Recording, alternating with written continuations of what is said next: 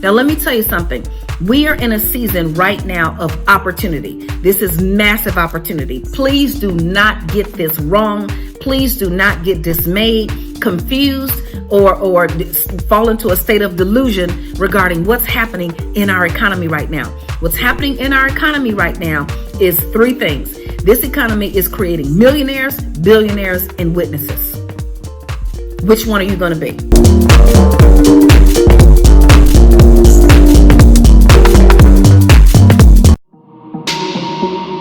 We live in a very outcome-focused society.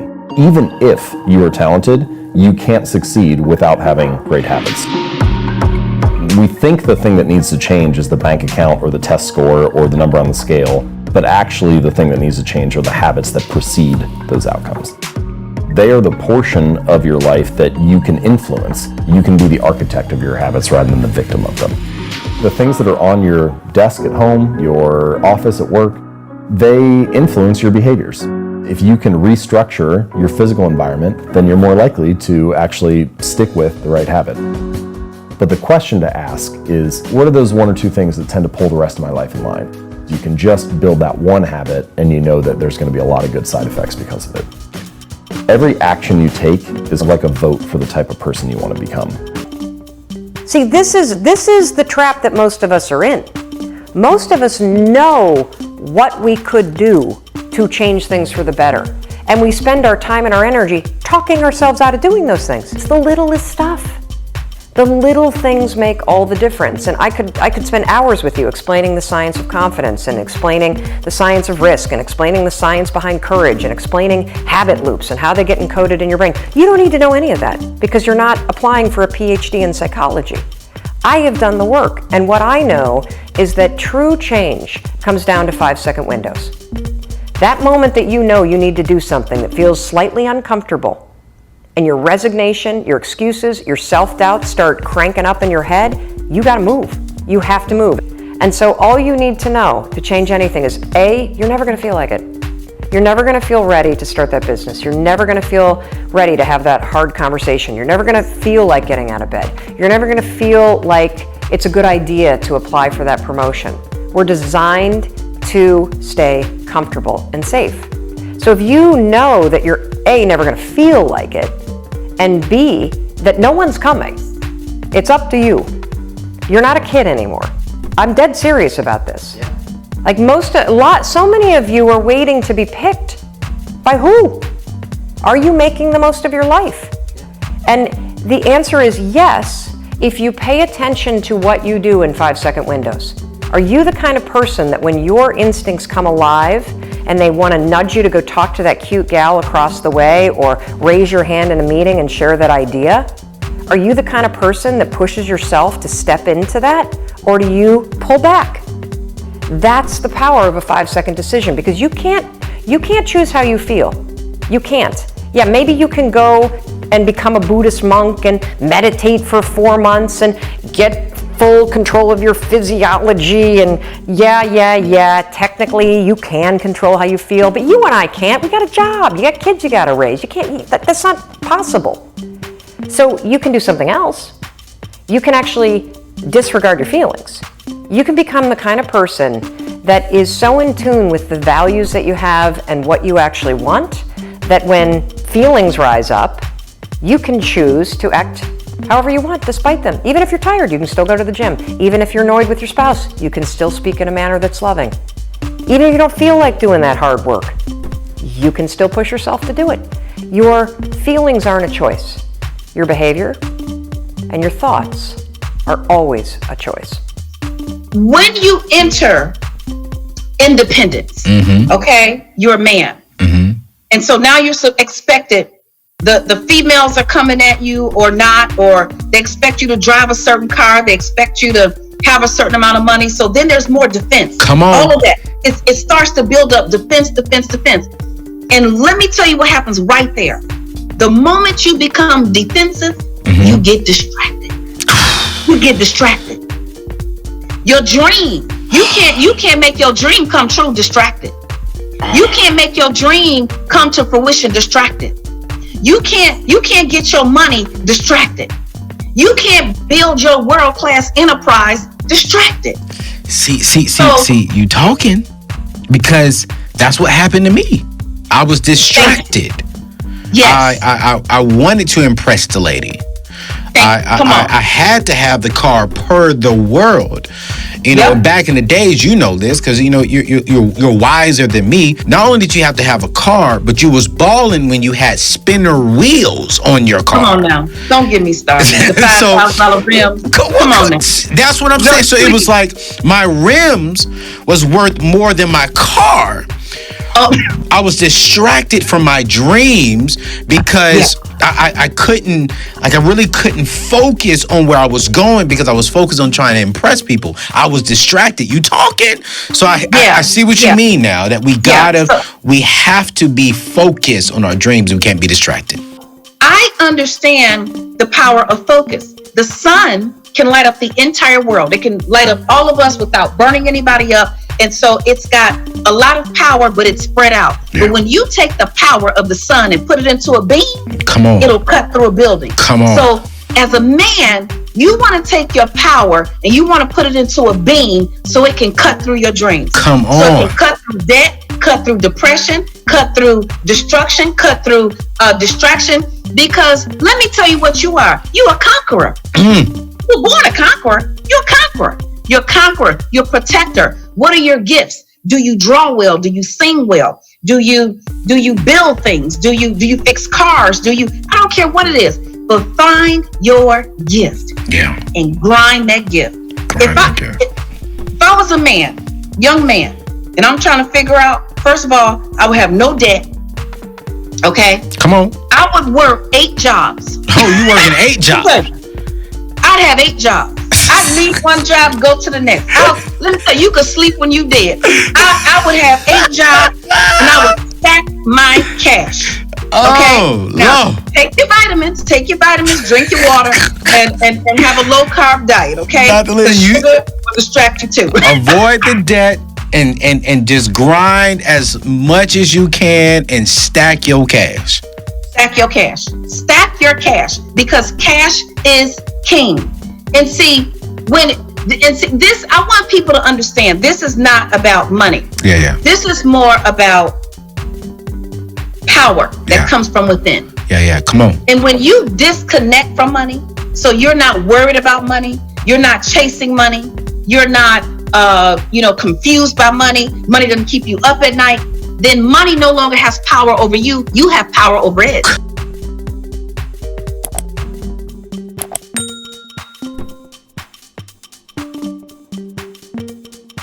I have to say, if there's just one point throughout this entire video that you choose to follow, let it be this one. Because I guarantee this will have the biggest impact on the rest of your life if you just stick with it. And if that's not convincing enough, nearly every single self-made millionaire that I've ever spoken to knows exactly where their money goes, how much money they spend, and how much they need to earn every single day to cover their overhead. The reason for this is that in order to be good with money, you have to be meticulous about tracking how much money goes in and how much money goes out. It's why being good with money has really nothing to do with how much money you make, but instead how much of it you actually get to keep. So here's the best solution. This is one of those things that's difficult to start, but once it becomes ingrained in your everyday routine, you're not going to want to stop. Most successful people that I met are all really good at delaying that gratification until they're able to comfortably afford what they want without that expense negatively impacting their finances. Typically, they'll only buy once that they could afford to pay outright in cash. And if they can't afford to pay it off immediately, they don't buy it. They also carefully think to themselves, even if they can buy it, do they really need it, and will that make them happy? And I have to say, for myself, if there's something I want, I'll just wait a week to buy it, and most of the time after that week, the desire to own it just goes away. To be honest, I bought that stack because I wanted to test the power of visualization, and it turns out that we've been lied to, because financial success is not attributed because of visualization. Financial success is because we set good habits, we live well below our means, we invest the difference of our income, and we follow those good habits consistently day to day despite the highs and lows of life. Now, this money thing is very interesting, you guys. It's very interesting because very few things are what they seem. As you get older and uglier like me, and my ears continue to grow, as well as other parts of my body, continuing to grow. My wife says my belly is continuing to grow, and she's right. As I do that, I am more and more amazed at how dumb I was and how I really didn't understand that very few people who look like they have money actually do. The huge car, expensive car, the vastly expensive purse, the vastly expensive vacation on Instagram, the vastly expensive fill in the blank, are very seldom actual indicators of wealth. The first thing is to surround yourself with the right people and the right energy. I know this seems a little bit hoo-ha and a little bit woo, but I'm telling you, as they say, iron sharpens iron, and you are the average of the 5 people that you surround yourself with. If everybody's looking for change to get on the bus, it's time to relook at your circle, honey. And I remember having this revelation that, you know, I don't despise my upbringings, where I come from. You know, I'm from South London. I talk about this all the time. I grew up on housing estates and all of this kind of thing. And I didn't go to like the best schools when I was much younger. So yeah, we were all broke together, okay? We've all been broke together. I always try to learn more from other people. When I even got my first job, I didn't know anyone within the investment banking world. I didn't know anything about that. And then I had a friend who got a job at Barclays Capital. And then they told me, oh, by the way, they've got jobs, you know, at this investment bank. I was like, what's an investment bank? And then I got a job. And that was because I was surrounded with people who were moving themselves upwards and knew more than I did. So it's really important to have a circle, or try and expand your circle as much as possible to get different mindset and also be open to new opportunities. Also, surrounding yourself with people that have a mindset of success is really important. And you might be around people who maybe are a bit more negative, are hopeless, don't feel like there's any opportunity for change.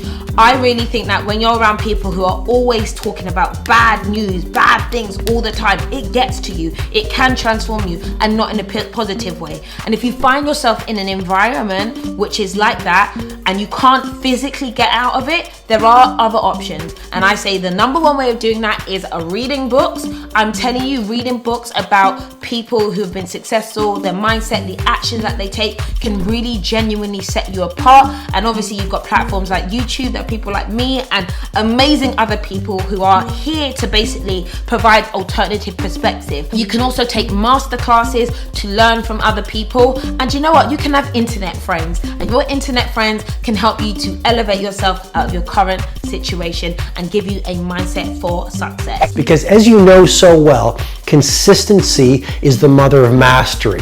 It's not what you do once every year that is going to allow you to live a legendary life.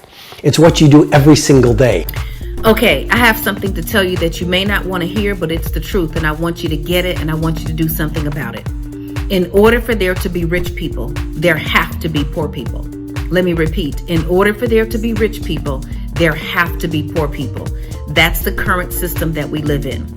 Rich people create things that poor people buy.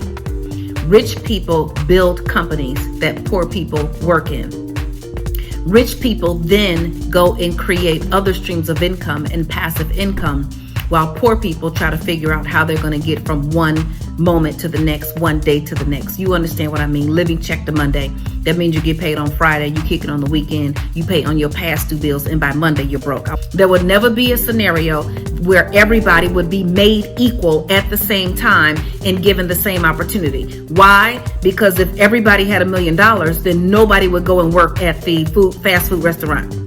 If everybody had $1 million, nobody would go and work at the big department store. If everybody had $1 million, nobody would go and work at the gas station or any of these other places. So you must see and understand that in order for there to be rich people, there must be poor people who are desperate enough to take the jobs that are available, even though those jobs rob them of their income. Those jobs rob you of your time. Those jobs rob you of your creativity, and those jobs rob you of your ability to generate massive wealth. Now, am I saying nobody should have a job? Absolutely not. We should all have a job. But in having a job, you need to understand that there are 3 kinds of income. The first type of income is earned income. Earned income is the income that you get when you trade your time for money, when you go to a job. Now, I want you to get good jobs, but I don't want you to just stay there with a good job, because the second type of income is income from investments or capital gains. That simply means maybe you buy stock for $10 and it goes up in value to $200, and you get to liquidate that stock, and or you get to earn dividends from those investments. Now, capital gains income, or the second kind of income, this is income from investments and capital gains. This is called portfolio income, okay? So there's a couple of different ways you can label it. It's either capital gains, investments, portfolio income. This kind of income is not taxed as high as earned income, okay? So it gets treated a little more favorably. So you've got the first kind of income being earned income, trading time for money. You've got the second kind of income being money that you invest, and then you earn income from the money that you invest. But here's the third kind of income, and this is the best kind of income. This is passive income. This is income that you earn whether you work or not. This is income that you earn. You don't have to do anything. You don't have to wake up. You don't have to go to sleep. You can just drift off onto the beach if you want to. Passive income, the main source of passive income is income from a business. If you can start a business and then you can set up proper systems in that business so other people can work in the business, and then you can stop working, okay? The business will continue to make money. The third thing about that, or the best thing about this business income, this third kind of income, is it has the most favorable tax benefit. Robert Kiyosaki says it.